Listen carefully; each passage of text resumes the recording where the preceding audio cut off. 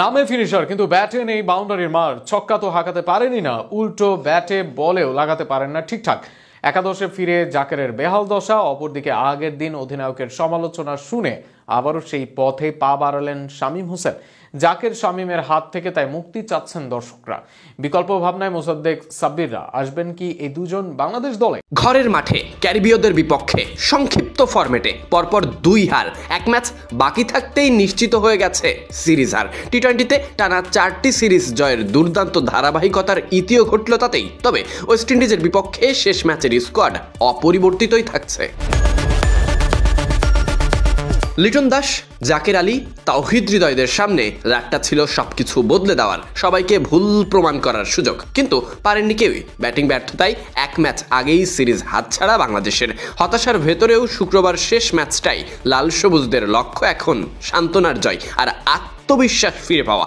এমন সময় পরিবর্তনের পথে না হেঁটে আগের একাদশেই আস্থা রাখল টিম ম্যানেজমেন্ট।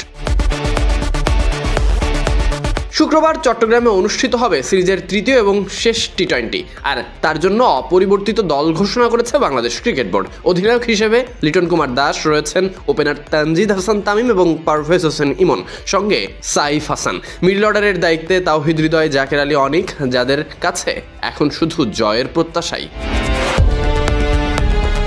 টাইগারদের বোলিং আক্রমণেও নেই কোনো পরিবর্তন। রিশাদ হোসেনের লেগ স্পিন, সঙ্গে পেসার মুস্তাফিজুর রহমান, তাসকিন আহমেদ, শরীফুল ইসলাম, তাদের উপরে ভরসা রেখে শেষ ম্যাচে মর্যাদা রক্ষার লড়াইয়ে মাঠে নামবে বাংলাদেশ।